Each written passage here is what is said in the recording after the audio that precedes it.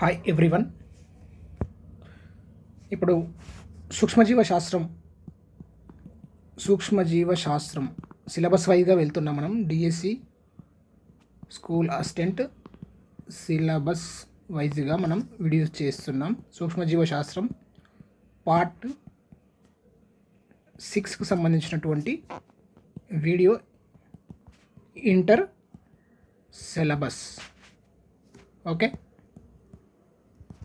Please subscribe, share, encourage. ఇప్పుడు మనం ఈ వీడియోలో వైరస్లకు సంబంధించినటువంటి అంశాలను గురించి డిస్కస్ చేద్దాం. వైరస్ బ్యాక్టీరియా, శైవలాలు, శిలీంధ్రాలు, ప్రోటోజోవా, మొక్కలు, జంతువులలో అన్ని రకాల కణాలకు సంక్రమించే ఒక ప్రత్యేక సమూహానికి చెందిన జీవరూపాలే. శైవలాలకు, బ్యాక్టీరియాలకు, శైవలాలకు, శిలీంధ్రాలకు, ప్రోటోజోవాలకు, మొక్కలకు, జంతువులకు, ఈ అన్ని రకాల జీవులకు సంక్రమించేటువంటి ఒక ప్రత్యేక సమూహాలు ఏంటివంటే వైరస్, బయలాజికల్ ఎనిటిటీస్, వైరస్లు. మొదటి సంవత్సరంలో ప్రణాళికలో మీరు అంతకుముందే చదివిన వైరస్ల పరిచయ పాఠాన్ని గుర్తు చేసుకోండి. మిగతా జీవులతో పోలిస్తే వైరస్లు భిన్నంగా ఉంటాయి. వీటికి కణరూపం ఉండదు. వైరస్లకు కణం అనేటువంటి నిర్మాణం ఉండదు. వీటిని కాంతి సూక్ష్మదర్శిని కింద చూడలేము. ఈ ఒక వైరస్ రేణు ఒకే రకానికి చెందిన కేంద్రకామ్లం డిఎన్ఏ లేదా ఆర్ఎన్ఏను కలిగి ఉంటుంది. ఒకే రకమైన కేంద్రకామ్లాన్ని, ఒకే రకానికి చెందిన కేంద్రకామ్లం ఉంటే డిఎన్ఏ ఉంటుంది, లేకుంటే ఆర్ఎన్ఏ ఉంటుంది. కేంద్రకామ్లకం ఒక ప్రోటీన్ తొడుగుతో కప్పి ఉంచబడి కొన్నిసార్లు లిపిడ్స్, ప్రోటీన్లు, కార్బోహైడ్రేట్స్, ప్రోటీన్స్, లిపిడ్స్ సిపిఎల్, కార్బోహైడ్రేట్స్, ప్రోటీన్స్, లిపిడ్స్తో కూడిన ఆచ్ఛాదనంచే ఆవరించబడి ఉంటుంది. ఈ కేంద్రకామ్లకం ఉంటుంది కదా, వైరస్లో ఉండేటువంటి డిఎన్ఏ కానీ ఆర్ఎన్ఏ కానీ, ఈ కేంద్రకామ్లం అనేటువంటిది ఏంది, ప్రోటీన్స్, లిపిడ్స్, కార్బోహైడ్రేట్స్తో కూడిన ప్రోటీన్తో కప్పి ఉంచబడి అవుతుంది. ఎక్కువగా అయితే ప్రోటీన్తో కప్పు ఉంటుందండి.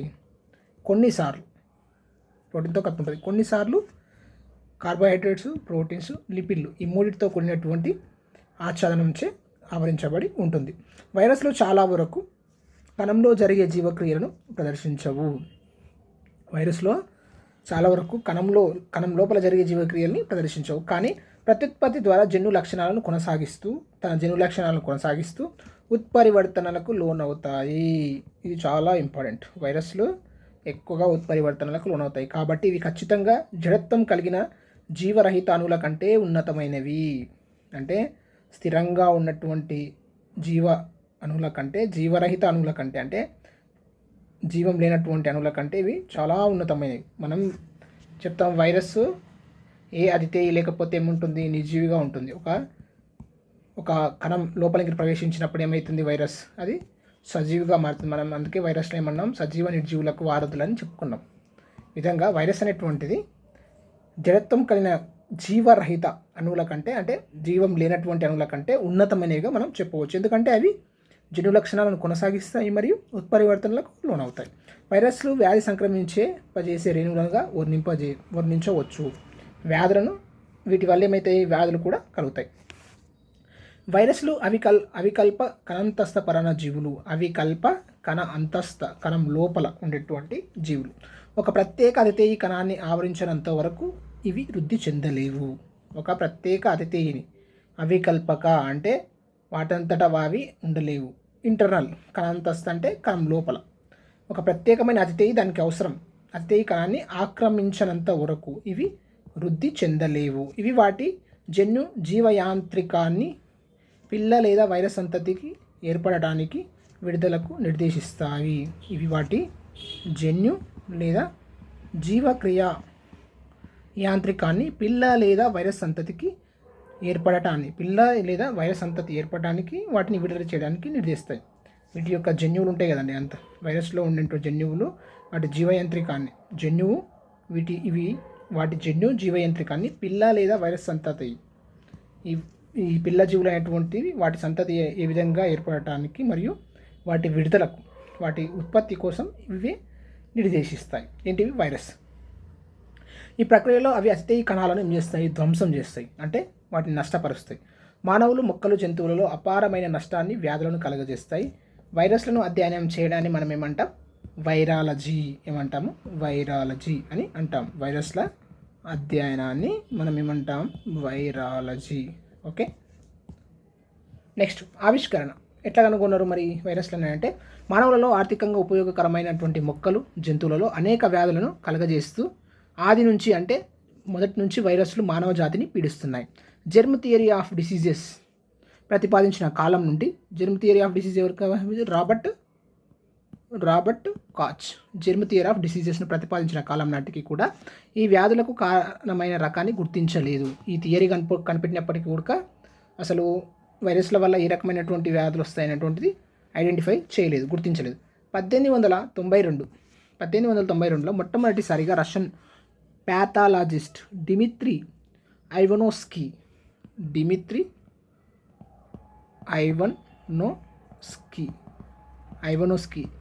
రష్యా అయినది. రష్యా మరియు ప్యాథాలజిస్ట్, వ్యాధులకు సంబంధించినటువంటి స్పెషలిస్ట్.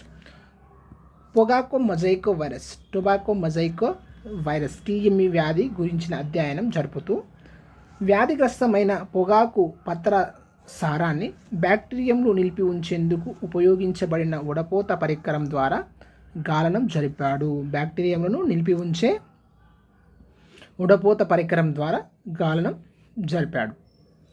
అయినప్పటికీ వ్యాధి కారకం వడపోత రంధ్రాల ద్వారా ప్రయాణించింది. ఈ గాలనీయ ద్రవాన్ని ఆరోగ్యవంతమైనటువంటి మొక్కలోకి ప్రవేశపెట్టిన తర్వాత అతడు దానిలో కూడా మొజాయిక్ వ్యాధి చిహ్నాలు అభివృద్ధి చెందడాన్ని గుర్తించాడు. ఏం చేశాడంటే, ఎవరు? డిమిత్రీ ఐవనోస్కీ ఏం చేసిండంటే, ఒక గరాటు తీసుకున్నాడండి. గరాటు తీసుకొని ఏం చేసిండు? టొబాకో మొజాయిక్ వైరస్ పత్రాల రసాన్ని తీసిండు. వ్యాధికి గురి అయినటువంటి ఒక పొగాకు పత్రాలను తీసుకొని వాటి రసాన్ని తీసి, అందులో అంతకుముందుకే బ్యాక్టీరియా కనుగొనబడింది కాబట్టి బ్యాక్టీరియాను అడ్డుకునేటువంటి ఏంటిది? వడపోత కాగితాన్ని ఉపయోగించి వడపోత పరికరంతో ఏం చేసిండు? ఈ రసాన్ని వేరు చేసిండు. పొగాకు పత్రం యొక్క రసాన్ని వేరు చేసిండు. అయినా వేరు చేసి ఈ రసాన్ని ఏం చేసిండు? ఆరోగ్యమైనటువంటి మొక్కకు అందించిండు. పత్రరంధ్రాల ద్వారా ప్రయాణించింది. ఈ గాలనీయ ద్రవాన్ని ఆరోగ్యవంత మొక్కలోనికి ప్రవేశపెట్టాడు. అంటే ఈ ద్రవాన్ని ఏం చేసిండు? ఆరోగ్యమైనటువంటి ఇంకో మొక్కలోనికి ప్రవేశపెట్టిండు. ఈ మొక్క ఉడక టొబాకో మొజాయిక్ వైరస్కి వ్యాధికి ఏమైంది? గురయ్యింది. అంటే వీటి వ్యాధికి కారణం బ్యాక్టీరియా కాదని, ఇదో వేరే రకమైనటువంటి సూక్ష్మజీవికి ద్వారా ఈ వ్యాధి వస్తుందని ఏం చేసిండు? డిమిత్రీ ఐవనోస్కీ గుర్తించగలిగాడు. ఈ విధంగా ఉంటుందని, గాలనీయ కారకాన్ని వ్యాధికి కారణమై ఉంటుందని ఐవనోస్కీ ఒక గాలనీయ కారకం, అంటే దాన్ని గుర్తించాలి ఎప్పటికీ వైరస్ అని, ఏదో రకమైనటువంటి గాలనీయ కారకం, అంటే ఆ ద్రవం అందులో ఉన్నటువంటి కారకం వ్యాధికి కారణమై ఉంటుందని తెలియజేశాడు. గాలనీయ ద్రవాన్ని ఆరోగ్యవంతమైన మొక్కలోనికి ప్రవేశపెట్టిన తర్వాత అతడు దానిలో మొజాయిక్ వ్యాధి చిహ్నాలు అభివృద్ధి చెందాలని గుర్తించాడు. తేటగా ఉన్న ద్రవంలో ఏ సూక్ష్మజీవి చూడనప్పటికీ, అంటే ఆ తేటగా ఉన్నటువంటి ఆ గాలనీయ ద్రవంలో ఏ రకమైనటువంటి సూక్ష్మజీవి కనిపెట్టినప్పటికీ ఐవనోస్కీ ఒక గాలనీయ కారకం వ్యాధికి కారణమై ఉంటుందని తెలియజేశాడు. తదుపరి మార్టినస్ బెంజరింగ్. ఎవరు? మార్టినస్ బెంజరింగ్. ఐవనోస్కీ చేసిన ప్రయోగాలు ఏం చేసిండు? పునఃప్రయోగించి వ్యాధిని కలిగించే కారకాన్ని ఒక నిర్దిష్ట రూపం లేని సజీవ సంక్రమిక ద్రవం, కంటాజియం వైవం ఫ్లూయిడమ్ అని నిర్ధారించాడు. సజీవ సాంక్రమిక అంటే వ్యాధి సోకే ద్రవం, అంటే ఇది ఒక వ్యాధిని కలిగించే ద్రవం అని, అంటే అందులో సజీవమైనటువంటి వ్యాధిని కలిగించే ఒక ద్రవం అని, దానికి కంటాజియం వైనం ఫ్లూయిడమ్ అని నిర్ధారించాడు. ఎవరు? మార్టినస్ బెంజరింగ్. తర్వాత WM స్టాన్లీ ఏం చేసిండు? 1935లో ద్రవాన్ని శుద్ధి చేసి పొగాకు మొజాయిక్ వ్యాధిని కలిగించే వైరస్ను స్ఫటికీకరణ గావించవచ్చని ప్రకటించాడు. ఈ ద్రవాన్ని 1935 స్టాన్లీ ద్రవాన్ని బాగా వేడి చేసి దాని నుంచి వేడి చేసి ఏమవుతుంది, నీరు ఆవిరైపోతుంది. నీరు ఆవిరైపోయిన తర్వాత అందులో ఉన్నటువంటి వైరస్ స్ఫటికీకరించబడింది. మనం సాల్ట్ను వేడి చేస్తాం కదా వాటర్లో కలిపి 6th క్లాస్లో ఉంటుంది స్ఫటికీకరణ. ఆ విధంగా చేయడం జరిగింది. దీనిని పొగాకు మొజాయికో వైరస్ టీఎంవి అని పేరు పెట్టాడు. దీనికి అతను ఏం చేశాడు, టొబాకో మొజాయిక్ వైరస్, పొగాకు మొజాయిక్ వైరస్ అని పేరు పెట్టాడు. టీఎంవి. ఎవరు? స్టాన్లీ. ఎప్పుడు? 1935. తర్వాత ఫ్రాంకెల్ కాన్రాడ్ 1956 టీఎంవి జన్యు పదార్థం ఆర్ఎన్ఏ అని నిర్ధారణ చేశాడు. ఆ టీఎంఏ టొబాకో మొజాయికో వైరస్లో ఉన్నది ఆర్ఎన్ఏ అని ఎవరు? ఫ్రాంకెల్ కాన్రాడ్ ఆర్ఎన్ఏ గుర్తుపెట్టుకోండి. కాన్రాడ్ ఆర్ఎన్ఏ అని టీఎంవి జన్యు పదార్థం ఆర్ఎన్ఏ అని నిర్ధారణ చేశాడు. అపకేంద్రీకరణ, ఎక్స్ కిరణ క్రిస్టలోగ్రఫీ, ఎలక్ట్రానిక్ మైక్రోస్కోప్ వంటి ఏమేమి ఉపయోగించాడు? అపకేంద్రీకరణ అంటే అపకేంద్రీకరణ యంత్రం ఉంటుందండి. అందులో వేసి మనం ఏం చేస్తాం, ఫ్లూయిడ్ చేస్తాం. అంటే బాగా ఇట్లా తిరిగే కేంద్రం మనం ఏం చేస్తాం, ప్రయోగశాలలో ఉంటుంది. అపకేంద్రీకరణ యంత్రం అని ఉంటుంది.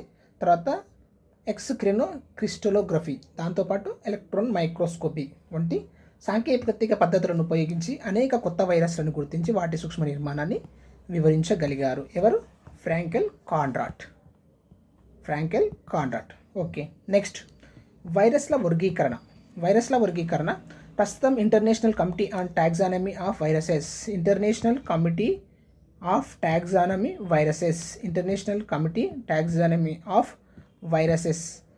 వైరస్ల నామీకరణ మరియు వర్గీకరణను ఏం చేస్తుంది? సంబంధించిన నిబంధనలను నియంత్రిస్తుంది. అంటే దానికి సంబంధించినటువంటి వైరస్ల వర్గీకరణ కానీ వాటికి పేరు పెట్టడం కానీ ఎన్ని రకాల వైరస్లు ఉన్నటువంటి మొత్తం కూడా ఏం చేస్తుంది? International committee of taxonomy of viruses అనేటువంటిది దాని నియంత్రణలోనే ఉంటుంది. ఓకే, ఐసిటివి పథకంలో 3 వర్గీకరణ స్థాయిలు మాత్రమే ఉన్నాయి. ఇందులో ఏమున్నాయి? మనం వర్గీకరణ గురించి తెలుసు కదా, ఏ విధంగా వర్గిస్తాం. కుటుంబము, ప్రజాతి, జాతి 3 మాత్రమే ఉన్నాయి. కొన్ని కుటుంబాలు చేర్చబడ్డాయి. ప్రజాతి, జాతి పేర్లు విరిడే అనే పదంతో అంతం కాగా ప్రజాతి నామాలు వైరస్తోనూ, జాతి నామాలు వాటి స్వభావాన్ని వర్ణిస్తూ సాధారణమైన ఆంగ్లంలో వ్యక్తపరచబడతాయి. తెలుసు కదా మనం ఎట్లా పెడతాము పేర్లు అనేటువంటిది. నాజా అట్లా పెట్టాం కదా, కొన్నిటికి 2 పేర్లు ఉంటాయి. నామీకరణ గురించి తెలుసుకుందాం.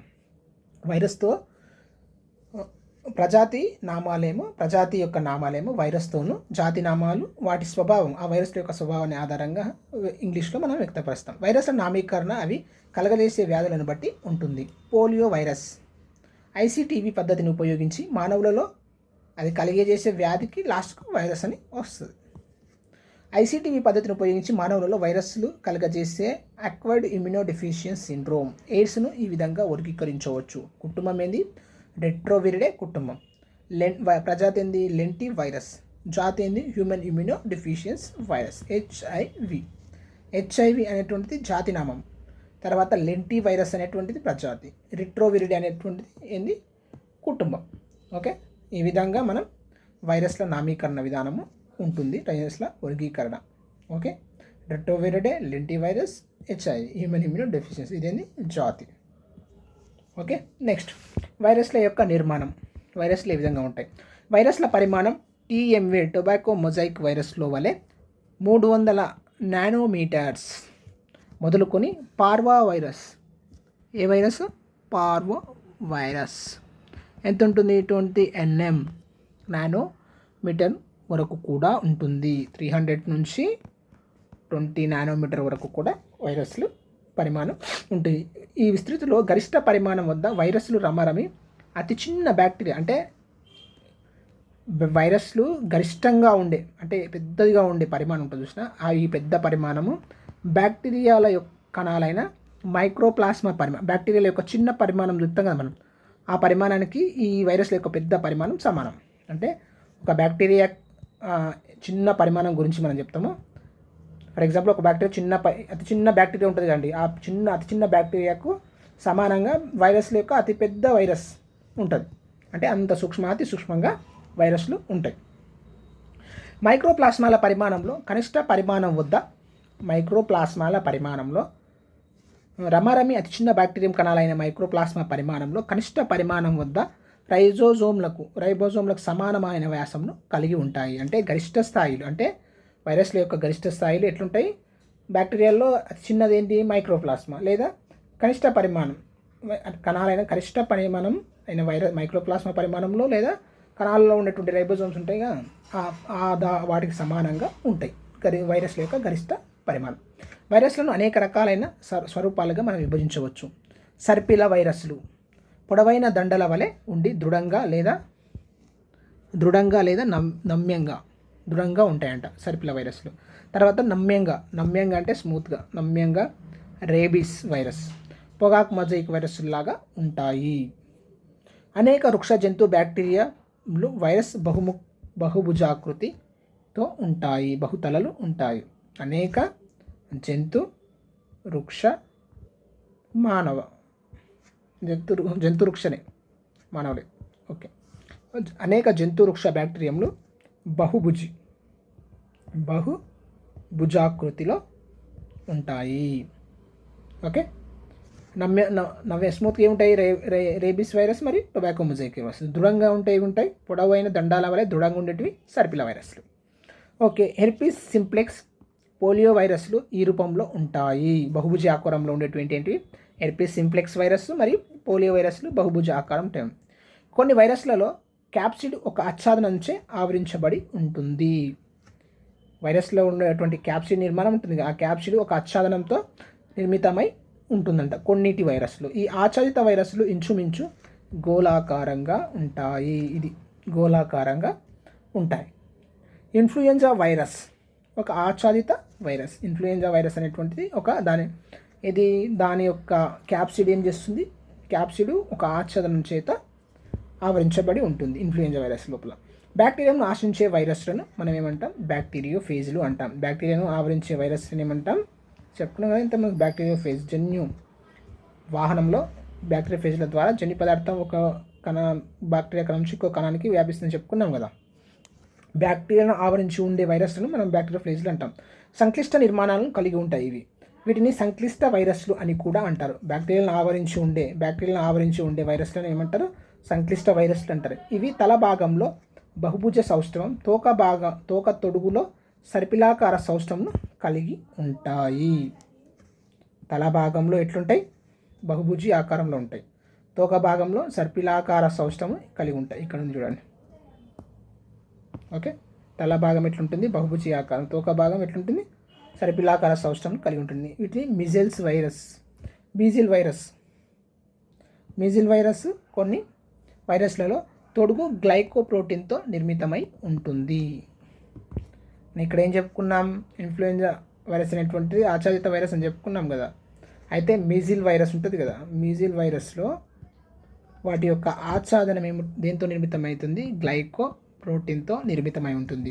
కూచిమొన నిర్మాణాలను కూడా కలిగి ఉంటుంది. గ్లైకోప్రోటీన్తో నిర్మితమై కూచిమొన స్పైక్ అంటే ఒక కొక్కెం లాగా, స్పైక్స్ లాగా కూచిమొన ఆకారాన్ని కలిగి ఉంటాయి. ఈ పోచలను సుగ్రాహిక అతిథేయి కణాలపై గల గ్రాహ్య స్థలాలకు లగ్నం చెందడానికి ఉపయోగపడతాయి. ఇవి అతిథేయి కణం ఉంటుంది కదా, అతిథేయి కణాలను అంటిపెట్టుకోవడానికి వాటి గ్రాహ్య స్థలాల్లో అంటిపెట్టుకోవడానికి ఉపయోగపడతాయి. అన్ని వైరస్లు రెండు ప్రాథమిక అంశాలను కలిగి ఉంటాయి. జీనోమ్ను ఏర్పరిచే కేంద్రంగా ఉన్న ఒక కేంద్రక ఆమ్లము, దానిని ఆవరించి ఉన్న క్యాప్సిడ్ అనబడే ప్రోటీన్ తొడుగు. జీనోమ్ను ఏర్పరిచే కేంద్రకామ్లం ఒకటి ఉంటుంది, దానిని ఆవరించే ఒక క్యాప్సిడ్ అనేటువంటి ప్రోటీన్ తొడుగు ఉంటుంది. క్యాప్సిడ్ వైరస్కు ఆకారాన్ని ఇస్తుంది. ఈ క్యాప్సిడ్ అనే ప్రోటీన్ తొడుగు ఉంటుంది. కేంద్రకం ఉంటుందండి, దాని మీద ఏం చేస్తుంది? ఒక ఆచ్ఛాదనం ఉంటుంది. దీన్ని ఏమో క్యాప్సిడ్ అని, ప్రోటీన్తో నిర్మితమైనటువంటి క్యాప్సిడ్ ఉంటుంది. ఓకే. ఈ ప్రోటీన్ క్యాప్సిడ్ వైరస్కు ఆకారాన్ని ఇస్తుంది. ఈ క్యాప్సిడ్ ఏం చేస్తుంది? వైరస్కు ఏదో ఒక ఆకారాన్ని ఇస్తుంది. జీనోమ్కు రక్షణ కవచాన్ని కూడా ఏర్పరుస్తుంది. లోపల ఉన్న జన్యు పదార్థం ఉంటుంది కదా, దానికి రక్షణగా కూడా ఉంటుంది. ఇది ప్రోటీన్ ఉప ప్రమాణాలతో నిర్మితం అవుతుంది. ప్రోటీన్ ఉప ప్రమాణాలతో నిర్మితమై ఉంటుంది. వీటిని కాస్పోమియర్స్ అని అంటారు. ఏమంటారు? కాస్పోమియర్స్ అని అంటారు. ప్రోటీన్ చిన్న చిన్న ప్రోటీన్ ఉప ప్రమాణాలతో నిర్మితమై ఉంటుంది. వీటిని ఏమంటాం మనం? కాస్పోమియర్స్ అని అంటాం. ప్రతి వైరస్కు దాని కాస్పోమియర్స్ల సంఖ్య గుర్తింపు లక్షణంగా ఉంటుంది. ప్రతి వైరస్కు ఆ కాస్పోమియర్లు ఎన్ని ఉన్నాయో దాని ఆధారంగా మనం వైరస్లను గుర్తించవచ్చు అని వాటి యొక్క గుర్తింపు లక్షణం. అంటే ఆ కాస్పోమియర్ ఆధారంగా చేసుకొని ఇది ఈ రకమైనటువంటి వైరస్, ఇది ఈ రకమైనటువంటి వైరస్ అని మనం చెప్పవచ్చు. వైరస్ జన్యు సమాచారాన్ని 2 పోగులు లేదా ఒకే పోగు, 2 పోగులు dsDNA లేదా ssDNA. 2 పోగులు ఉంటేనేమో ssDNA, ఒకటే పోగు ఉంటే DS, 2 పోగులు ఉంటేనేమో DS, ఒకే పోగు ఉంటేనేమో SS. సేమ్ కదా, SS ఒకే పోగు, 2 పోగులు అంటే dsDNA ssDNA రూపంలో కలిగి ఉంటుంది. అంటే వాటి జన్యు పదార్థం 2 పోగులు లేదా ఒకటే పోగులాగా ఉంటుంది. సాధారణంగా మొక్కలు నాశించే వైరస్లు dsRNA. మొక్కలు నాశించేటివి ఎప్పుడు కూడా RNAనే గుర్తుపెట్టుకోండి. అందులో ఏముంటుంది? dsRNA ఉంటుంది. జంతువులు నాశించే వైరస్లు ssDNA.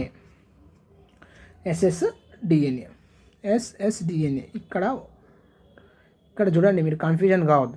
ఇదేమో 2 పోచలు, ఇదేమో సింగిల్ పోచలు. ఇక్కడ మళ్ళీ ఏం చేసిండు? మొక్కలు నాశించే వైరస్లు అన్నాడు. మొక్కలు నాశించే వైరస్లు ఏంది? dsRNA. మొక్కలను ఎప్పుడు RNA అనుకో, ఇక్కడ dsRNA. తర్వాత జంతువులు ఆశించేటివి ssDNA. జంతువులు. ఓకే. ఎనిమల్స్. ఓకే. మన లోపల ఏముంటుంది? మానవుల లోపల ఏముంటుంది? DNA ఉంటుంది. ఓకే. మనం ఎక్కడి నుంచి వచ్చినాం? చింపాంజీ నుంచి. చింపాంజీ ఒక రకమైన జంతువే కదా, అట్లా గుర్తుపెట్టుకోండి. DNA, ఆ DNA ఎట్లా? ssDNA ఉండాలి. ఓకే. బ్యాక్టీరియోఫాజులు సాధారణంగా dsDNA వైరస్లు. బ్యాక్టీరియోఫాజులు ఏంటివి? DS 2 పోచలు dsDNA వైరస్లు. వైరస్ కేంద్రకాంల అణువులు ఎట్లుంటాయి? వలయాకారంగా కానీ దీర్ఘాకారంలో కానీ ఉంటాయి. ఎందులో? వైరస్ కేంద్రకాంల అణువులు. వైరస్లో ఉండే కేంద్రకాంలం ఉంటుంది కదా, జన్యు పదార్థం.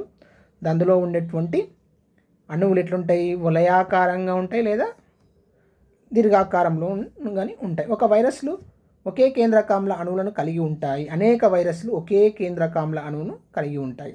అనేక వైరస్లు కలిసి ఒకే కేంద్రకాంలాన్ని అణువును కలిగి ఉంటాయి. కానీ కొన్ని ఒకటి కంటే ఎక్కువ HIV జీనోమిక్ నకాల్స్ను సూచించే 2 సారూప్యత గల RNA అణువులను కలిగి ఉంటాయి. 2 సారూప్యత అంటే ఒకే రకమైనటువంటి 2 RNA అణువులను కలిగి ఉంటుంది. ఇందులో హెచ్ఐవిలో ఉంటుంది. ఎక్కువగా వైరస్లు ఒకే కేంద్రకాంలాన్ని ఉంటాయండి. కాకపోతే ఒకటి కంటే ఎక్కువ ఎందులో ఉంటుంది? HIV జీనోమిక్ నకాలను సూచించే 2 సారూప్యత. అవి కూడా ఒకే రకంగా ఉంటాయి, బట్ ఎక్కువ ఉంటాయి ఒకటి కంటే. Okay. TMA mosaic virus, T4 అనే ఫాజ్ అనే 2 వైరస్ల విమర్శనాత్మక నిర్మాణాన్ని ఇప్పుడు మనం చూద్దాం. T4 ఫాజ్ లేదా టొబాకో మొజాయిక్ వైరస్ యొక్క నిర్మాణం ఎట్లా ఉంటుంది ఏందనేటువంటిది. ఓకే. నెక్స్ట్, పొగాకు మొజాయిక్ వైరస్ సుమారుగా 300 నానోమీటర్స్ పొడవు, 1800 నానోమీటర్స్ వ్యాసంతో 39 × 10⁶ డాల్టన్స్ అణుభారంను కలిగి ఉంటుంది. 300 నానోమీటర్ టొబాకో మొజాయిక్ వైరస్ గురించి మనం ఇప్పుడు మాట్లాడుతున్నాం. TMV వైరస్ 300 నానోమీటర్ పొడవు, 18 అంటే 2 తక్కువ 20 నానోమీటర్, 18 నానోమీటర్ వెడల్పు, 39 × 10⁶ డాల్టన్ల అణుభారం, 1 తక్కువ 40. ఓకే, ఇది గుర్తుపెట్టుకోండి. వాల్యూస్ ఇవ్వచ్చు. డాల్టన్ అణుభారంతో ఉంటుంది. క్యాప్సిడ్ ఒకే పరిమాణంతో ఉండే క్యాప్సిడ్ ఉంది కదా, క్యాప్సిడ్ అంటే ఏంటి? కేంద్రకామ్లాన్ని జీనోమ్ను ఆవరించి ఉండే ఆచ్ఛాదన పొర, ప్రోటీన్తో కూడినటువంటిది. క్యాప్సిడ్ ఒకే పరిమాణంతో ఉండే 2130 ప్రోటీన్ ఉప ప్రమాణాలతో నిర్మితమై ఉంటుంది. క్యాప్సిడ్ ఒకే పరిమాణంతో ఉండే 2130 ఒకే ఉప ప్రమాణాలను కలిగి ఉంటుంది. 21, 30 అట్లా గుర్తుపెట్టుకున్నా సరే. నిర్మితమై ఉంటుంది. వీటిని కాస్పోమియర్లు అని అంటారు. ఈ కాస్పోమియర్ల మధ్యలో 4 నానోమీటర్ 40 ఆమ్స్ట్రాంగ్స్తో బోలుగా ఉండే ప్రదేశాన్ని చుట్టి సర్పిల క్రమంలో అమరి ఉంటుంది. 4 ఆమ్స్ట్రాంగ్స్ నానోమీటర్స్ ఈ కాస్పోమియర్ల మధ్యలో 4 నానోమీటర్తో బోలుగా ఉండే ప్రదేశాన్ని చుట్టి సర్పిల క్రమంలో అమరి ఉంటాయి. ఏంటివి? ఈ ప్రోటీన్ ఉప ప్రమాణాలు అంటారు. ప్రతి ప్రోటీన్ ఉప ప్రమాణం 158 అమైనో ఆమ్లాలను ఏముంటుంది కలిగిన ఒకే ఒక పాలీపెప్టైడ్ గొలుసుతో నిర్మితమై ఉంటుంది. ఒకే ఒక పాలీపెప్టైడ్ ఎన్ని ఉండాలి? 158 అమైనో ఆమ్లాలు కలిగిన ఒకే ఒక పాలీపెప్టైడ్ గొలుసుతో నిర్మితమై ఉంటుంది. ఏంటిది అది? ప్రతి ప్రోటీన్ ఉప ప్రమాణం. ప్రోటీన్ క్యాప్సిడ్ లోపల 6500 న్యూక్లియోటైడ్లు టైడులు కలిగి ఉండి ఒకే ఒక సర్పిలాకారంలో చుట్టుకొని ఉన్న ఆర్ఎన్ఏ అణువు ఉంటుంది. ఇదంతా మనం సూక్ష్మ నిర్మాణం టీఎంఈ గురించి మనం తెలుసుకుంటున్నామండి. మొత్తం ఎన్ని ఉంటాయి? 2100 ప్రోటీన్ ఉప ప్రమాణాలు ఉంటే వాటిని ఏమంటాం మనం? కాస్పోమియర్ అంటాం. ఈ కాస్పోమియర్ల మధ్య ఎంత ఉంది? 4 నానోమీటర్ కలిగిన ప్రదేశాన్ని చుట్టి సర్పిలాకారంలో అమరి ఉంటాయి. ఇవన్నీ ప్రతి ప్రోటీన్లో అందులో ఒక్కటి తీసుకున్నాం. మళ్ళీ ఆ ఒక ప్రోటీన్ ఉప ప్రమాణం ఏంటుంది? 158 అమైనో ఆమ్లాలను కలిగి ఉండి ఒకే ఒక పాలీపెప్టైడ్ గొలుసుతో నిర్మితమై ఉంటుంది. మళ్ళీ ప్రోటీన్ క్యాప్సిడ్ లోపల మనం చూసినట్లయితే ఆ చిన్న ప్రోటీన్ ఒక ప్రోటీన్ ఉప ప్రమాణం తీసుకున్నట్లయితే అందులో 6500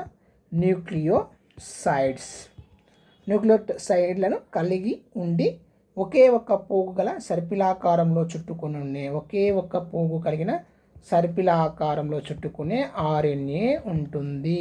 ఓకే, ఇది టీఎంఈకి సంబంధించిన T4 లాంటి బ్యాక్టీరియా ఫేజ్. ఇప్పుడు T4 లాంటి ఒకే బ్యాక్టీరియా ఫేజ్ దేహము.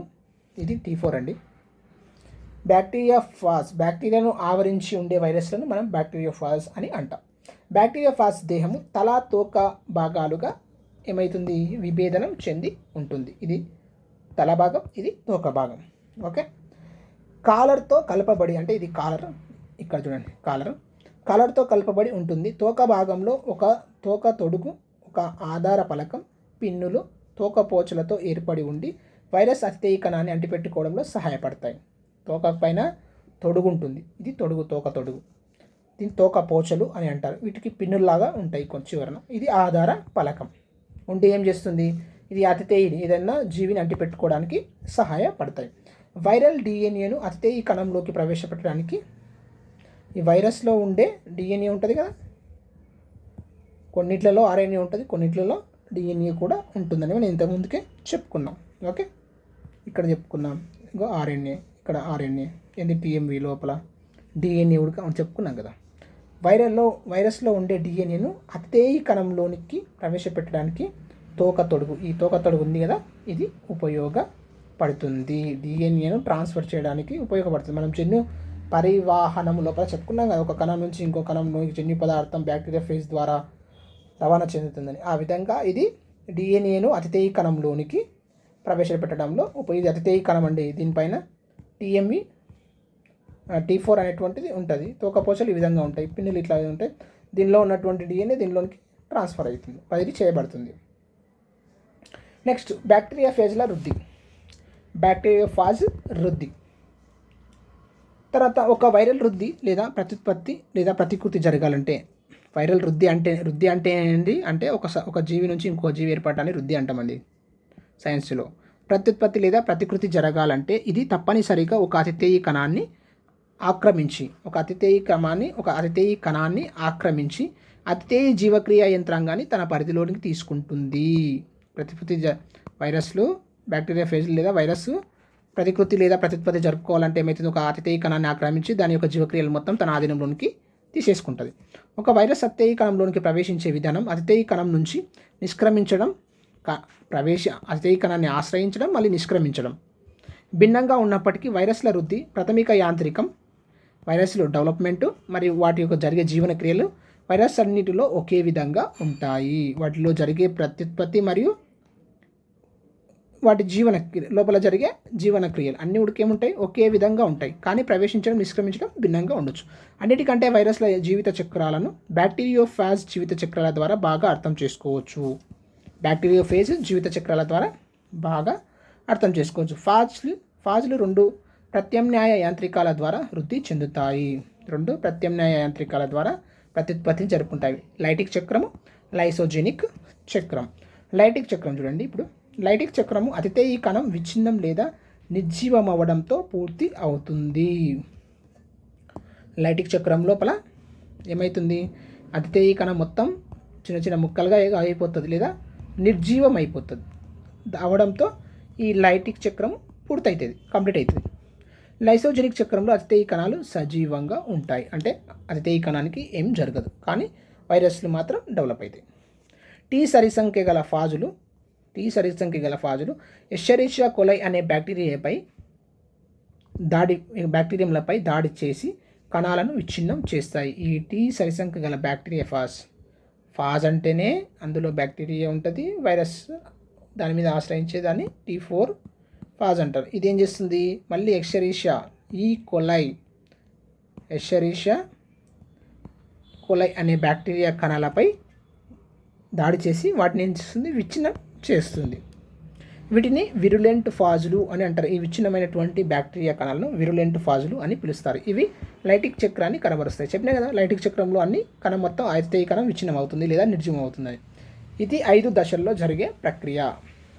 ఇది ఎన్ని దశల్లో జరుగుతుంది, 5 దశల్లో జరుగుతుంది. ఓకే, ఫస్ట్ అంటిపెట్టుకోవడం, తర్వాత ప్రవేశం, తర్వాత జీవ సంశ్లేషణ, తర్వాత పరిపక్వత, తర్వాత విడుదల అనేటువంటి 5 పద్ధతులు. ఫస్ట్ ఏం చేస్తుంది, బ్యాక్టీరియా ఫేజు అతిథేయ కణాన్ని అంటిపెట్టుకుంటుంది. తర్వాత అతిథేయ కణాన్ని అంటిపెట్టుకొని దానిలోనికి DNA ప్రవేశిస్తుంది. తర్వాత లోపల అతిథేయ కణంలో జీవ సంశ్లేషణ అంటే జీవన క్రియలను జరుపుకుంటుంది. తర్వాత ఎక్కువ సంతానాన్ని అంటే పరిపక్వత చెంది ఎక్కువ సంతానాన్ని ఉత్పత్తి చేసుకుంటుంది. తర్వాత విడుదల అవుతుంది. ఇవన్నీ 5 పద్ధతుల లోపల 5 దశల లోపల మనకు ఏం జరుగుతుంది, బ్యాక్టీరియా ఫేజ్లు అనేటువంటివి, లైటిక్ చక్రం అనేటువంటిది కంప్లీట్ అవుతుంది. ఫాజ్ రేణువులు మరియు బ్యాక్టీరియాలు కాకతాళీయంగా ఢీకొనడం జరగత అంటిపెట్టుకోవడం లేదా ఆదిశోషణం అనేటువంటిది జరుగుతుంది. T4 ఫాజ్ రేణువులు లేదా బ్యాక్టీరియా కణం ఈ 2 ఒకదాని ఒకటి తాకడంతో ఏమవుతుంది, అంటిపెట్టుకోవడం అనేటువంటిది లేదా ఆదిశోషణం అన్న అంటిపెట్టుకోవడం అన్న. ఆదిశోషణం అంటే ఒకదాని మీద ఇంకోటి అంటిపెట్టుకోవడం అనేటువంటిది ప్రారంభమవుతుంది. ఫాజులు బ్యాక్టీరియా కణకవచం మీద సంపూరక గ్రహీత స్థానాల వద్ద అంటిపెట్టుకోవడానికి ఈ ఫాజులు ఏం చేస్తాయి, బ్యాక్టీరియా కణాల మీద గ్రహీత స్థానాల వద్ద అంటిపెట్టుకోవడానికి ఈ తోకపోచలు పిన్నులాగా ఉంటాయి కదా, TMVకి పిన్నులాగా ఉంటాయి కదా, ఈ పిన్నులు ఉపయోగపడతాయి. ఆది శోషణాన్ని అనుసరిస్తూ ప్రవేశన ప్రక్రియ పెనట్రేషన్ ప్రారంభం అవుతుంది. ఈ స్థితిలో ఫాజ్ తోక తొడుగు సంకోచం వల్ల ఫాజ్ ఉంది కదా, ఫాజ్ తోక తొడుగు, ఈ తొడుగు దగ్గరికి అవుతుంది. సంకోచించడం వల్ల తోక కేంద్రక భాగం బ్యాక్టీరియా కణకవచంలోనికి చొచ్చుకొని పోతుంది. ఈ తోక యొక్క కొన భాగం ఉంటుంది, ఈ బ్యాక్టీరియా లోపలికి వెళ్ళిపోతుంది. దీనినే మనం ఏమంటాం, ప్రవేశము అని అంటాము. ఈ విధంగా కేంద్రక భాగం బ్యాక్టీరియా కణంలోనికి ప్రవేశపెట్టడం అని ఫాజ్ యొక్క తోక తొడుగు, ఈ తోక తొడుగు ఉంది కదా, ఇది ఏమైతే దగ్గరికి అంటిపెట్టుకొని దగ్గరికి సంకోచించడం వల్ల ఏమవుతుంది, తోక కేంద్రక భాగం ఈ మధ్య భాగం అనేటువంటిది బ్యాక్టీరియాకి వెళ్ళిపోతుంది. దీనినే మనం ఏమంటాం, ప్రవేశం అని అంటాం. తోక కొన భాగం ప్లాస్మా త్వచాన్ని చేరేసరికి ఈ తోక కొన భాగం ప్లాస్మా త్వచం చేరేసరికి బ్యాక్టీరియా ఫాజ్ DNA తల భాగం నుండి తోక మధ్య భాగం ద్వారా ఇక్కడ ఉన్నటువంటి DNA భాగం ఏమవుతుంది, తోక మధ్య భాగం ద్వారా ఏమవుతుంది, ప్లాస్మా త్వచం ద్వారా ప్రయాణిస్తూ బ్యాక్టీరియా కణంలోనికి ప్రవేశిస్తుంది. ఫస్ట్ ఇక్కడ ఉంటుంది, ఇక్కడ నుంచి ఇక్కడికి మధ్య భాగానికి వచ్చేస్తుంది. మధ్య భాగానికి వచ్చి కణత్వచం నుంచి బ్యాక్టీరియా కణంలోనికి ప్రవేశిస్తుంది. క్యాప్సిడ్ బ్యాక్టీరియంల కణం వెలుపలే ఉండిపోతుంది. ఈ మొత్తం ఏమవుతుంది, డిఎన్ఏ ఒకటి మాత్రమే వెళ్ళిపోతుంది. ఈ క్యాప్సిడ్ మొత్తం ఇక్కడనే బయటనే ఉండిపోతుంది. దీన్నే మనం గోస్ట్ ఏమంటాం, గోస్ట్ అని అంటాం. ఈ బయట ఉండేటువంటి భాగాన్ని మొత్తం గోస్ట్ అని అంటాం. కాబట్టి ఫాజ్ రేణువులు ఉపబాహ్య చర్మ సిరంజి వలె విధి నిర్వహిస్తూ, అంటే మనం సిరంజి ఇస్తే ఏమవుతుంది, మందు మాత్రమే లోపలికి వెళ్ళి సిరంజి మొత్తం బయట ఉంటుంది కదా, అట్లా నిర్వహిస్తూ డిఎన్ఏను బ్యాక్టీరియా కణంలోనికి చొప్పిస్తుంది. ఏం చేస్తుంది, డిఎన్ఏని మాత్రమే లోపలికి పోయేటట్టు చేస్తుంది. ఓకే, డిఎన్ఏ లోపలికి వెళ్ళిపోతుంది, బ్యాక్టీరియా కణంలోనికి వెళ్ళిపోతుంది. ఒకసారి ఫాజ్ డిఎన్ఏ అతిథేయి కణంలోని కణద్రవ్యం, ఈ అతిథేయి కణద్రవ్యంలోనికి చేరిన మీదట అతిథేయి కణ యాంత్రికాన్ని ఉపయోగించుకొని అనేక ఫాజ్ డిఎన్ఏ నకాలు, ఎంజైమ్స్, క్యాప్సిడ్ ప్రోటీన్లు సంశ్లేషించబడతాయి. ఇంకా డిఎన్ఏ ఏమవుతుంది, TMA4 నుంచి బ్యాక్టీరియా కణంలోనికి వచ్చిన తర్వాత ఈ బ్యాక్టీరియా కణం మొత్తం ఇదే శాసిస్తుంది, అంటే మొత్తం దీన్నే నడిపిస్తుంది. అతను నడిపించి ఏం చేస్తుంది, మళ్ళీ డిఎన్ఏ నకాలు, అంటే ఈ డిఎన్ఏని పోలిన అనేక డిఎన్ఏలను ఏర్పరచుకుంటుంది, ఎంజైమ్లను ఏర్పరచుకుంటుంది, తర్వాత క్యాప్సిడ్ ప్రోటీన్లను కూడా ఏర్పరచుకుంటే సంశ్లేషణ చేసుకుంటుంది. సంక్రమణ జరిగిన కొన్ని నిమిషాల వరకు పూర్తి ఫాజులు అతిథేయి కణంలో కనిపించవు. కొంతకాలం వరకు ఏం చేస్తాయి, అవి కనిపించవు. ఈ మొత్తం ప్రక్రియ జరిగే వరకు కనిపించవు. కానీ స్వతంత్ర డిఎన్ఏ ప్రోటీన్ అంశాలను మనం గుర్తించవచ్చు. అంటే ఇంతకుముందుకు ఉన్నటువంటి డిఎన్ఏ ఉంటుంది కదా, ఆ డిఎన్ఏ ప్రోటీన్ని మనం అబ్జర్వ్ చేయవచ్చు. ఏంది, టెస్ట్ల ద్వారా మనం వీటి తర్వాత వచ్చేదే పక్వ దశ. ఈ విధంగా అత్తేయిలో ఈ భాగాలు సంశ్లేషణ చెందిన తర్వాత వచ్చేది ఏమంటారు, మనం పక్వ దశ అంటాం. ఈ ప్రక్రియలో బ్యాక్టీరియా ఫాజ్ డిఎన్ఏ క్యాప్సిడ్లు పూర్తి విరియన్లుగా కూర్చి ఏర్పడతాయి. ఈ బ్యాక్టీరియా ఫాజ్ డిఎన్ఏ ఉంది కదా, అవి మొత్తం ఏమవుతాయి, క్యాప్సిడ్ లాగా మారిపోతాయి. మొత్తం మళ్ళీ అందులో ఒక డిఎన్ఏ ఉండి దాని చుట్టూ మరొక తొడుగు విధంగా ఏర్పడి వాటిని ఏమంటాం మనం, విరియన్లు ఏర్పడతాయి. వైరస్ చే సంక్రమణ జరిగే కణంలో ముదిరిన వైరస్ కనిపించే వరకు మధ్య జరిగే కాల వ్యవధిని గుప్తా దశ అని అంటాము.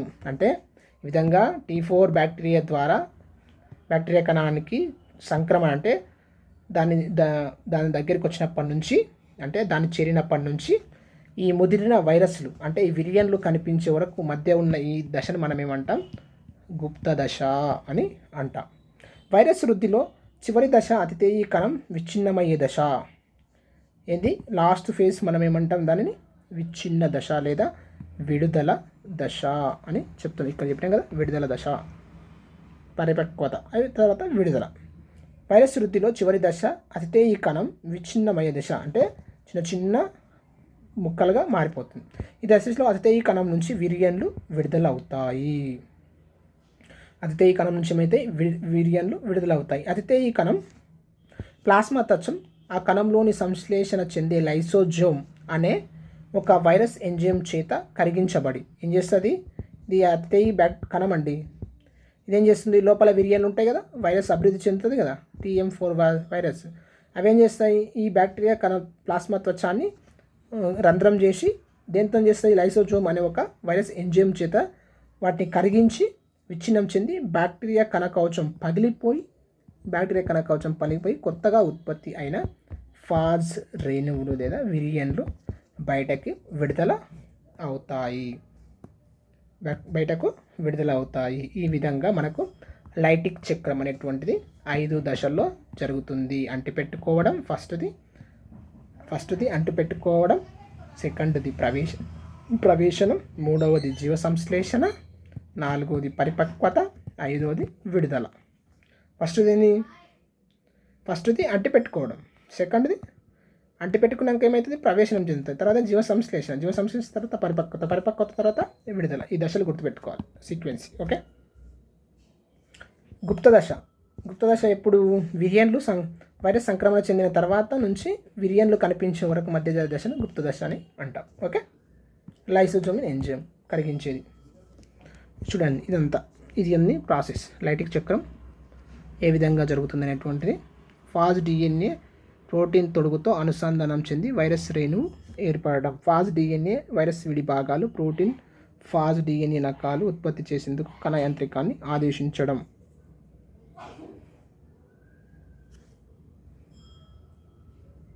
ఓకే,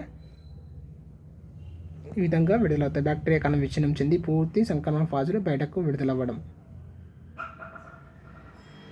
ఇదండి ఫస్ట్ స్టేజ్, ఇది సెకండ్ స్టేజ్, ఇది థర్డ్ స్టేజ్, ఇది ఫోర్త్ స్టేజ్, ఇది ఫిఫ్త్ స్టేజ్. ఇది ఫస్ట్ ఏమవుతుంది, బ్యాక్టీరియా ఫేజ్ అనేటువంటిది బ్యాక్టీరియా కణ కవచంపై గ్రహిత స్థానాల వద్ద అంటిపెట్టుకొని దానిలోనికి డిఎన్ఏను చొప్పించడం. ఫాజ్ డిఎన్ఏ బ్యాక్టీరియా క్రోమోజోమ్లో ఇమిడిపోవడం. తర్వాత నకాలు ఏర్పడతాయి, యాంత్రికాన్ని ఆదేశిస్తుంది. తర్వాత ఫాజ్ డిఎన్ఏ ప్రోటీన్ తొడుగుతో అనుసంధానం చెంది వైరస్ రేణువులు ఏర్పడటం. తర్వాత లైసోజోమ్ ఎంజైమ్తో కరిగించుకొని ఏమవుతుంది, బయటికి విడుదలవుతుంది. ఓకే, ఇదేంటి లైటిక్ చక్రం. ఓకే, ఇది first, second, third, fourth, fifth. Okay, అర్థమైంది కదా. నెక్స్ట్ లైసోజెనిక్ అయితే కొంచెం చూడండి, ఇక్కడ కొంచెం మంచి మాట ఉంది. ఒక కణం నుంచి నూతనంగా సంశ్లేషణ చెంది విడుదలయ్యే ఫాజ్ రేణువుల సంఖ్యను పగిలే పరిమాణం లేదా బ్రస్ట్ సైజ్ అని పిలుస్తారు. ఒక కణం నుంచి నూతనంగా సంశ్లేషణ చెంది విడుదలయ్యే ఫాజ్ రేణువుల సంఖ్యను పగిలే పరిమాణం అని పిలుస్తారు. ఇది సాధారణంగా 50 నుంచి ఎన్ని ఉంటాయి, 200 దాకా ఉంటుంది. విడుదలైన ఫాజ్ రేణువులు దగ్గరలో ఉన్న ఇతర సులభంగా వశమయ్యే కణాలకు సంక్రమించి వృద్ధి చక్రాన్ని పునరావృతం చేస్తాయి. మళ్ళీ ఏం చేస్తాయి, ఒక కణం నుంచి విడుదలవుతాయి, దాని పక్కల శరీరంలో అతిథేయ కణంలో, అంటే ఫర్ ఎగ్జాంపుల్ మానవుని అనుకో, ఆ పక్కన ఉన్నటువంటి ఇంకో కణాలు ఉంటాయి కదా ఆరోగ్యకరమైన, వాటికి సంక్రమించి మళ్ళీ కొత్త మళ్ళీ విరియంట్లను ఉత్పత్తి, మళ్ళీ వృద్ధి దశ, అంటే మళ్ళీ లైటోజెనిక్ చక్రం, లైటిక్ చక్రము లైసోజెనిక్ చక్రాలను కంప్లీట్ మళ్ళీ ఒకదాని తర్వాత ఒకటి ఇంకో కణం అట్లా సోకుతూనే ఉంటుంది. ఇంకో కణానికి ఇట్లా కంప్లీట్ చేస్తూనే ఉంటుంది, జరుగుతూనే ఉంటుంది. సెకండ్లలో నిమిషాలలో జరిగిపోతుంటుంది. నెక్స్ట్ లైసోజెనిక్ చక్రం. కొన్ని లాంబ్డా ఫేజ్ లాంటి బ్యాక్టీరియా ఫాజులు వృద్ధి చెందేటప్పుడు వృద్ధి చెందేటప్పుడు అతిథేయ కణం విచ్ఛిన్నం చెందడం కానీ నాశనం చెందడం కానీ జరగదు. ఇక్కడ దీనిలాగా బ్యాక్టీరియా కణం అనేటువంటిది పగిలిపోదు, అది జీవించే ఉంటుంది, నాశనం చెందడం కానీ జరగదు. దీనికి బదులు ఫాజ్ డిఎన్ఏ ఎషెరిషియా కొలై కణంలోనికి ప్రవేశించాక, ఫాజ్ డిఎన్ఏ ఉంటుంది కదా, అది ఎషెరిషియా కొలైలోనికి ప్రవేశించాక వలయాకార బ్యాక్టీరియా డిఎన్ఏతో సంకలితమై, అంటే అందులో ఉండే వలయాకార ఎషెరిషియా కొలైలో ఉండే బ్యాక్టీరియా కణంతో ఈ ఫాజ్ డిఎన్ఏ ఏమవుతుంది, కలిసిపోతుంది. సంకలితం అంటే కలిసిపోయి దానిలో ఒక భాగమై గుప్తంగా క్రియారహితంగా ఉండిపోతుంది. ఇటువంటి ఫాజులను టెంపరెంట్ ఫాజులు అని అంటారు. ఈ డిఎన్ఏతో కలిసిపోయి గుప్తంగా ఉంటుంది, దాన్ని టెంపరెంట్ ఫాజులు అంటారు. ఇలా కలిసిపోయిన ఫాజ్ డిఎన్ఏ ఇప్పుడు దాన్ని ఏమంటారు, ప్రోఫాజ్ అని అంటాం. ఇలా కలిసిపోయిన డిఎన్ఏ ఏమంటాం, ప్రోఫాజ్ అంటాం. బ్యాక్టీరియా జన్యు పదార్థం ప్రతికృతి జరిగిన ప్రతిసారి ప్రోఫాజ్ కూడా, అయితే ఇది ఇంట్లో కలిసిపోతుంది కదా, ఇప్పుడు బ్యాక్టీరియా కణం ప్రతికృతి చెందింది అనుకో, ఇది కూడా ప్రతికృతి చెందుతుంది, దాని నకాలు ఏర్పడతాయి, ప్రతికృతికి లోనవుతుంది. తర్వాతి సంతతి కణాలలో ప్రోఫాజ్ గుప్తంగా ఉండిపోతుంది. తర్వాతి కణాల్లో కూడా ఏమిస్తుంది, గుప్తంగా ఉండిపోతుంది. అయితే కొన్ని అరుదైన యాదృచ్ఛిక సంఘటనలు, ఎప్పుడు అతిలోహిత కిరణాలు కానీ కొన్ని రసాయన ప్రభావాలకు కానీ గురి అయినప్పుడు ఈ ఫాజ్ డిఎన్ఏ, అంటే ఈ గుప్తంగా ఉన్నటువంటి డిఎన్ఏ జన్యు పదార్థం నుండి విడిపోయి ఈ డిఎన్ఏ నుంచి ఏమవుతుంది, ఆ డిఎన్ఏలో కలిసిపోతుంది. ఈ కలిసిపోయినటువంటి డిఎన్ఏ నుంచి ఏమవుతుంది, విడిపోతుంది. ఎప్పుడు యూవీ రేస్ ఎప్పుడు, లేకపోతే కొన్ని కెమికల్స్ ప్రభావానికి గురైనప్పుడు జన్యు పదార్థం నుంచి విడిపోయి మళ్ళీ ఏం చేస్తుంది, లైటిక్ చక్రాన్ని ప్రారంభిస్తుంది, దారితీస్తుంది. ఈ లైసోజెనిక్ జీవిత చక్రాల రెండింటిలో ఏ విధానం జన్యు వాహనంకు దారి తీస్తుంది అనేటువంటిది క్వశ్చన్. అంటే ఏది ఇస్తుంది, లైటిక్ చక్రం. ఓకే, బ్యాక్టీరియా ఫేజ్ ద్వారా ఒక కణం నుంచి ఇంకో కణానికి జన్యు పదార్థం వాహనం చెందడాన్ని ఏమంటాం, జన్యు వాహనం అని అంటాం కదా. ఇదే కదా లైటిక్ చక్రం.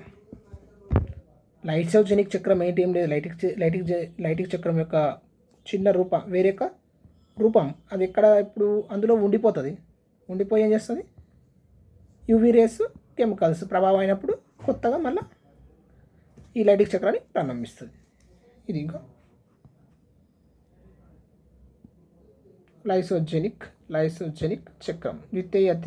ద్విధావిచ్ఛితి పూర్తి అయిన తర్వాత ప్రతి కణం ఫాజ్ డిఎన్ఏను కలిగి ఉంటుంది. మళ్ళీ సేమ్ ఇట్లనే జరుగుతుంది. మొక్కల్లో వైరస్ వ్యాధులు. నెక్స్ట్ మొక్కల్లో వైరస్ వ్యాధులు. వైరస్లు అవికల్పక పరాన్నజీవులుగా ఉండి మొక్కల్లో పెరుగుతూ, అవికల్పక అంటే వాటంతట అవి కాకుండా వేరే వాటి జీవుల్లో తాత్కాలికంగా ఉండి అవికల్పక పరాన్నజీవులు మొక్కలో పెరుగుతూ అనేక వృక్ష వ్యాధులను కలగజేస్తాయి. వైరస్ల వల్ల కలిగే మొక్కల వ్యాధులు చాలా వరకు సర్వాంగీనంగా అంటే మొక్క మొత్తం ప్రభావితం అవుతుంది. అంటే మొక్క సర్వాంగీనం అంటే ఆ మొక్క కాండం, శాఖలు, ఆకులు అన్నీ కూడా ప్రభావితం అవుతాయి మొత్తం. సాధారణంగా తెగులు లక్షణాలు చాలా వరకు పత్రాల్లో కనిపిస్తాయి. వైరస్ వ్యాధులు సాధారణ చిహ్నాలు నిర్హరితం, ఆకులు రంగులుగా మారడం, నిర్హరితం, పీచు పసుపు పచ్చ తెగులు, ఆకుల నిర్హరితం, చిహ్నాల నిర్హరితం ఎలా ఉంటుంది? పీచు పసుపు ఉంటుంది కదా, పసుపు పచ్చ తెగులు. Mosaic, tobacco mosaic virus. తర్వాత ఈనెల నిర్రహితం, మీకు ఉంటాయి కదా పత్రాల యొక్క ఈనెలు ఉంటాయి కదా, ఈనెల్లో మార్పులు జరుగుతాయి. ఈనెల నిర్రహితం ఎగ్జాంపుల్ బెండ. కురూపకత అంటే కోకో ఉబ్బుతుంది, కోకో లోపల ఏమవుతుంది? ఉబ్బు కాండం ఏమవుతుంది? ఇట్లా ఉంటుంది, కాండం ఇట్లా అవుతుంది కొన్ని మొక్కల్లో. ఇది సాధారణ కాండం, ఇట్లా ఉబ్బులు వస్తాయి, దాన్ని కురూపత అని అంటాం. పుష్పచీలికలు. ట్యూలిప్ పుష్పాలు ఏమవుతాయి? వాటి యొక్క పుష్పాలు ఏమవుతాయి? ఆకర్షణ పత్రాలు ఇట్లా చీలికల్లాగా ఉంటాయి. అది ఒక రకమైన, అది చూడడానికి అందంగా ఉంటుంది, బట్ అది ఒక రకమైన వైరస్ తెగులు మొదలగునవి ఉంటాయి. ఏమంటుంది? చిహ్నాల నిర్రహితం, మొజాయిక్, ఈనెల నిర్రహితం, కురూపత, పుష్పచీలికలు. ఓకే. సాధారణంగా విరియన్లు సంక్రమణ చెందుతూ వ్యాధులను కలగజేస్తాయి. ఒక విరియన్ అంటే తన అతిథేయి కణం వెలుపల పూర్తిగా అతిథేయి కణం వెలుపల పూర్తిగా సంవిధానం చెందిన వైరస్సు. ఒక విరియన్ అంటే అది చిన్న విరియన్ ఉంటుంది కదా, అది అతిథేయి కణం వెలుపల ఉండేటువంటి ఒక వైరస్తో సమానం. అసాధారణంగా ఒక ప్రోటీన్ త్వచం లేని 300 to 400 న్యూక్లియోటైడ్లు కలిగి ఉన్న ఒక చిన్న కేంద్రకాంలం ముక్కను మనం వైరాయిడ్ అని అంటాం. త్వచం లేకుండా ఉండి 300 to 400 న్యూక్లియోటైడ్స్ కలిగి ఉన్న చిన్న కేంద్రకాంలాన్ని మనం ఏమంటాం? వైరాయిడ్ అని పిలుస్తారు. ఇవి అనేక రకాలైన ఆర్థిక ప్రాముఖ్యత గల మొక్కలు పై టమాటా, పొటాటో, కుకుంబర్, సిట్రస్, నిమ్మ వంటి మొక్కలకు వ్యాధులను కలగచేస్తాయి. టమాటో, పొటాటో, కుకుంబర్, సిట్రస్, నిమ్మ చూస్తాం కదా మనం, ఆకులు ముడుచుకుపోవడం, నిమ్మకాయల మీద చిన్న చిన్న మచ్చలు ఏర్పడడం, అవన్నీ కూడా వైరస్ల వల్లనే కలుగుతాయి. మానవుల్లో వైరస్ వ్యాధులు. వైరస్లు మానవుల్లో సాధారణంగా జలుబు, హెపటైటిస్, అట్టాలమ్మ. జలుబు వైరస్ వల్ల వస్తుందండి, చూడండి గుర్తుపెట్టుకోవాలి వ్యాధులు. హెపటైటిస్, అట్టాలమ్మ, ఇన్ఫ్లుయెంజా, హెర్పీస్, వ్రణాలు, గడ్డలు, పోలియో మొదలైన విస్తృతమైనటువంటి వ్యాధులను కలుగజేస్తాయి. ఏంటంటివి? జలుబు, హెపటైటిస్, అట్టాలమ్మ, ఇన్ఫ్లుయెంజా, హెర్పీస్, వ్రణాలు, పోలియో.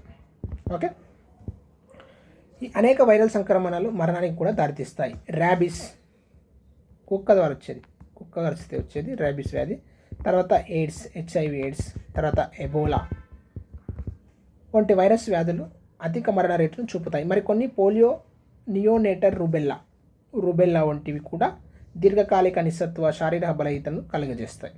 జంతువులలోనూ మానవుల్లోనూ ఎప్స్టీన్ బార్ వైరస్, మానవ పాపిలోమో వైరస్ వంటి కొన్ని వైరస్లు క్యాన్సర్ను కలుగజేస్తాయి. పాపిలోమా వైరస్ మరియు ఎప్స్టీన్ బార్ వైరస్ ఏం చేస్తాయి? క్యాన్సర్ను కలుగజేస్తాయి. దీర్ఘకాలిక హెపటైటిస్ B వైరస్ కలిగించేది క్యాన్సర్కు కూడా దారితీయవచ్చు. హెపటైటిస్ వ్యాధి ఏం చేస్తుంది? ఎక్కువ కాలం ఉంటే క్యాన్సర్కు దారితీస్తుంది. క్యాన్సర్ను కలుగజేసేటువంటి వైరస్లను మనం ఏం చేస్తాం? ఆంకో వైరస్ అని అంటాం. వైరస్ నుంచి వచ్చే క్యాన్సర్లను మనం ఏమంటాం? ఆంకో వైరస్లు అని అంటాం. వైరస్లే కాకుండా ప్రియాన్ అని పిలువడే ప్రోటీన్ యుత సంక్రమిక రేణువులు ఉంటాయి చూసిన, మొత్తం వైరసే కాదు, దాని మీద ఉండే ప్రోటీన్ ఉంటుంది చూసిన, ప్రోటీన్ త్వచం, ఆ ప్రియాన్ అనేటువంటి ప్రోటీన్ త్వచం రేణువులకు కూడా ఆవుల్లో ఏం చేస్తాయి, వ్యాధిని మడ్కవ్ అనే వ్యాధిని ఏం చేస్తాయి, కలగజేస్తాయి. అంటే బోవైన్ స్పాంజిఫామ్ ఎన్సెఫాలైటిస్ మడ్కవ్ వ్యాధి. గొర్రెలలో ఏం చేస్తుంది, స్క్రాపీ అనే తీవ్రమైన జంతు వ్యాధులను కలగజేస్తాయి. ఏంటివి, జస్ట్ ప్రోటీన్ యుత సంక్రమిక చిన్న రేణువులు మాత్రమే, మొత్తం వైరస్ కాదు. అదేం చేస్తుంది, మడ్కవ్ బ్రోవైన్ స్పాంజిఫామ్ ఎన్సెఫలైటిస్ లేదా గొర్రెల్లో స్క్రాపీ అనేటువంటి తీవ్రమైన జంతు వ్యాధులను కలగజేస్తాయి. మడ్కవ్ వ్యాధిని కలగజేసే ప్రియాన్ ఎద్దు మాంసం ద్వారా మానవుడికి చేరి అతను ఏం చేస్తుంది, క్రడ్జ్ షెల్డ్ జాకబ్ అనే వ్యాధిని కలగజేస్తుంది. జంతువులలో ఏమో మడ్కవ్ అనేటువంటి వ్యాధిని కలుగజేసే ప్రియాణం ఏం చేస్తుంది. అదే ఒకవేళ ఎద్దు మాంసంలో ఇప్పుడు ఏం చేస్తుందండి, పశువులకు మడ్కవ్ అనే వ్యాధి వస్తుంది. ఆ పశువును మనం మానవులు తింటాం కదా, బీఫ్ తింటాం కదా, ఆ బీఫ్ తిన్న వారికి ఏం చేస్తుంది, అందులో మడ్కవ్ వ్యాధి వచ్చిన పశువు యొక్క బీఫ్ మనం తింటే మనుషులకు ఏమవుతుంది, స్క్రాచ్ షెల్డ్ జాకబ్ అనేటువంటి వ్యాధి వస్తుంది. ఇవి వైరస్ల వల్ల వచ్చేటువంటి వ్యాధులు. వైరస్లు అతి సూక్ష్మమైన సంక్రమణ చెందే అవికల్పక కణ అంతస్థ కణం లోపల జీవులు. ఇవి కణరహితాలు.